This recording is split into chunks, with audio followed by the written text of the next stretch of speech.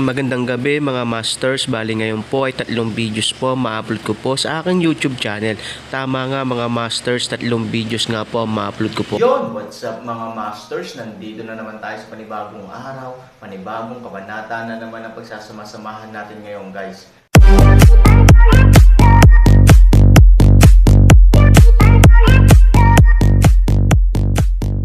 Bali mga masters, kung bago ka pa lang po sa aking YouTube channel, please click the subscribe button, lalong-lalo na po yung notification bell guys, para maging connected pa rin tayo sa isa't isa at maging updated kayo sa mga susunod ko pang video.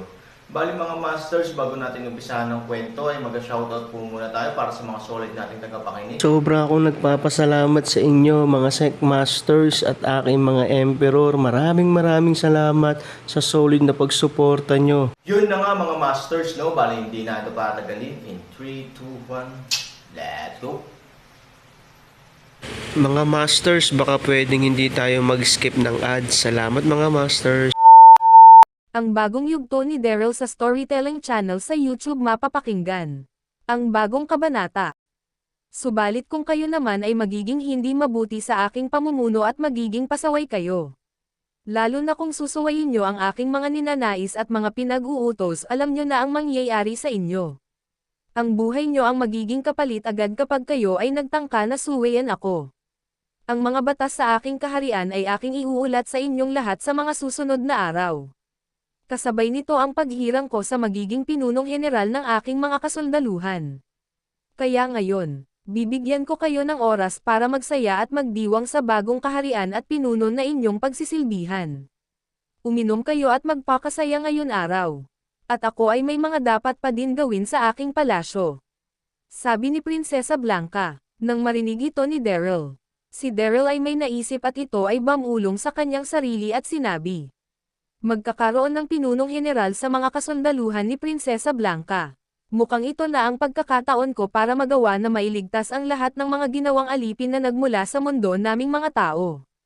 Kung ako ang mapipiling pinunong general ng kasundaluhan ni Prinsesa Blanca, magagawa ko na ligtas na maalis ang lahat ng mga kalalakihan na nagmula sa mundo ng mga tao na nandito ngayon. Maiiwasan na may mapaslang sa kanila kung ako ang mapiling pinunong general ng mga kasundaluhan. Dahil mapapaikot ko ng madali ang buong kasundaluhan. Maaari ko gamitin ang posisyon bilang pinuno general para mautosan ko ang mga kasundaluhan. Tama, kailangan ako ang dapat na mapili ni Prinsesa Blanca bilang maging pinunong general ng kanyang kasundaluhan. At kailangan ko din na magtiwala sa akin ng lubos ang prinsesa ng mga engkanto. Para magawa ko ng maingat ang mga ninanais kong gawin dito. At bilang pinunong general ako ay magkakaroon ng kapangyarihan sa mga kasundaluhan. At dahil dun magagawa ko din ng madali ang paghanap kay Brother Zubaji. Kaya dapat ay may gawin na ako ngayon pa lang para ako ay mapansin ng prinsesa ng mga engkanto. Bulong ni Daryl sa kanyang sarili. Samantala, nang marinig ito ng lahat ng mga kasundaluhan sila ay labis na natuwa at ang mga ito ay sabay-sabay na yumuko at si Daryl ay nakigaya na din sa pagyuko at sinabi. Mahal na Reyna Blanca, kami ay magsisilbi ng tapat sa iyo. At kayo lamang ang aming ituturing na pinuno bilang reyna namin. At ang mga dapat gawin para maprotektahan ang buong imperyo, kaharian at ikaw mismo Reyna Blanca. Ay gagawin namin lahat para maprotektahan lang kahit buhay pa namin ang maging kapalit nito. Sa iyo lang kami magsisilbi at sa iyo lang namin itataya ang aming mga buhay. Reyna Blanca, makakaasa ka sa amin paglilingkod ng tapat. Sigaw ng mga kasundaluhan. Nang marinig ito ni Prinsesa Blanca, ito ay nagsalita at sinabi. Mabuti kung ganon, wala tayong magiging problemang lahat. Sige na, magsaya na kayo ngayon. Ito ang araw ng simula para sa pagbabago ng lahat. Kayo ay magpakasaya. Ang buong imperyo ay inyong magagamit ngayon kung saan nyo gustong magkasiyahan. Ngunit ang aking kaharian ay mananatili sa akin lamang dahil ayoko ng magulo. Lumakad na kayo at maghanap ng magagamit na pwesto para magsaya. Simulan nyo na ang kasiyahan. Sigaw ni Prinsesa Blanca habang nakangiti. Nang marinig ito ng mga kasundaluhan at ni Daryl, ang lahat ay sumigaw at sinabi. Mabuhay si Prinsesa Blanca. Mabuhay. Mabuhay ang bagong kaharian. Mabuhay. Mabuhay si Prinsesa Blanca. Mabuhay. Sigawan ng mga kasundaluhan. At si Prinsesa Blanca ay labis na masaya sa mga oras na ito. At ito ay sumenyas at sinabi, "Sige na, maaari na kayong umalis para magsaya," sabi ni Prinsesa Blanca. At ang lahat ng mga kasundaluhan nang marinig ito at ni Daryl. Si Daryl ay napabulong sa kanyang sarili at sinabi, "Ito na ang pagkakataon para ako ay mapansin ng prinsesa ng mga engkanto. Ang kasiyahan na kanyang ibinigay sa mga kasundaluhan ay aking gagamitin para ako ay tumatak sa kanyang isipan." Bulong ni Daryl sa kanyang sarili. Ang lahat ay labis ang saya at naglakad na para magsaya. Ngunit si Daryl ay naiwan na nakatayo. At napansin ito ni Prinsesa Blanca. At si Prinsesa Blanca ay nagsalita at sinabi, "Ikaw, ano pa ang inihintay mo, bakit hindi ka pa maglakad at sumama sa iyong mga kasamahan? May nais ka bang sabihin sa akin?" Sabi ni Prinsesa Blanca. Nang marinig ito ni Daryl, ito ay yumoko at sinabi, "Paumanhin, mahal na Reyna, wala man akong nais na sabihin sa inyo na mahalaga. Nais ko lamang na manatili dito para kayo ay mabantayan," sabi ni Daryl. Nang marinig ito ni Prinsesa Blanca, ito ay labis na naging curious at si Prinsesa Blanca ay nagsalita at sinabi, "Bakit? Bakit nais mo magbantay na lamang dito imbes na magsaya ngayon? Huwag mo sayangin ang araw na ito para magsaya. Dahil sa mga susunod na mga araw ay magiging abala na kayong lahat para gawin ang aking mga pinag-uutos, lalo na sa pagbabante ng buong imperyo at ng aking kaharian. Ito ang araw na para sa inyong lahat para kayo ay makapagsaya. Hindi mo na kailangan pa magbantay sa akin. Sumama ka na sa iyong mga kasamahan," sabi ni Prinsesa Blanca. Nang marinig ito ni Daryl, ito ay ngumiti at sinabi, "Mahal na Reyna Blanca, mas okay na para sa akin na mabantayan ko kayo habang nagkakasiyahan ang lahat. Hindi natin masabi kung anong pwedeng mangyari dito habang abala ang lahat ng iyong mga kasundaluhan na magsaya. Mas importante sa akin, mahal na Reyna Blanca, ang iyong kaligtasan. Kaya mas pinili ko na lang na magbantay dito para mabantayan ka. Hindi importante sa akin na magsaya sa oras na ito. Ang importante sa akin ang iyong magiging kaligtasan, wala nang iba pa. Bilang isang sundalo ng iyong kaharian ay dapat kong pangalagaan ang iyong kaligtasan, mahal na Reyna. Kaya ako mananatili ngayon dito para magbantay," sabi ni Daryl sa magalang na tono.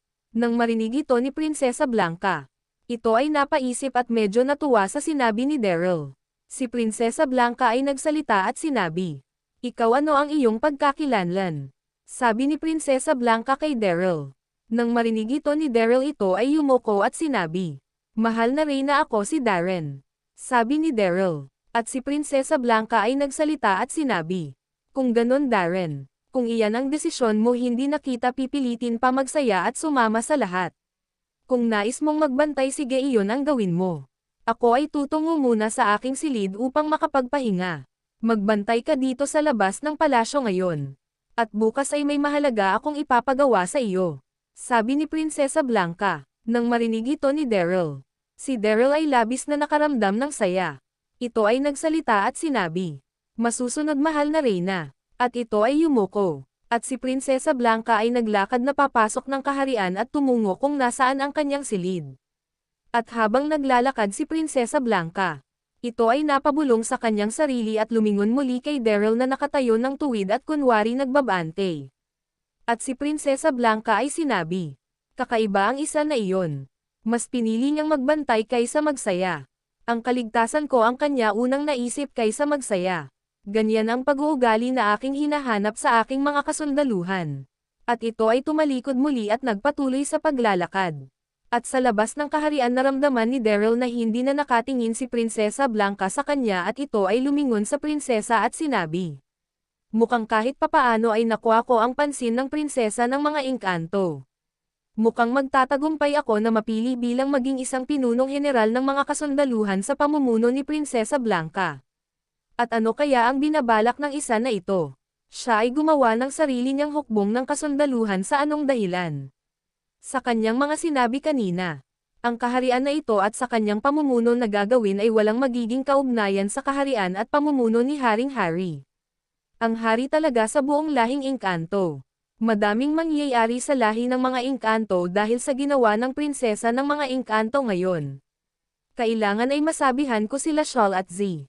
sa mga nangyari ngayon dito at sa mga naging desisyon ng prinsesa ng lahi ng mga Engkanto. At para sabihan ko na din sila na hindi pa ito ang tamang oras upang isagawa namin, ang pagtakas ng lahat ng aking mga kalahi na nandito ngayon. Kailangan ay mapili muna ako bilang isang pinunong general ng mga kasundaluhan ni Prinsesa Blanca. Para magawa ko na mailigtas ang lahat ng mga kalalakihan na nandito ngayon na walang nasasawi sa kanila. Maaalis ko silang lahat dito na walang napapaslang. Kapag ako ang naging pinunong general ng kasundaluhan ni Prinsesa Blanca, kailangan ay masabihan ko sila sa aking mga dapat munang gawin. Yun na nga mga masters, no? Bali panibagong kabanata na naman yung natapos natin ngayong gabi. Muli, maraming salamat po talaga sa walang sawang suporta po sa aking YouTube channel na talagang inaabangan nyo po ang bawat upload ko po. Bali mga masters, magkita-kita ulit po tayo bukas ng gabi at ngayon po ay magpapaalam po muna tayo. Bali mga masters, bye-bye!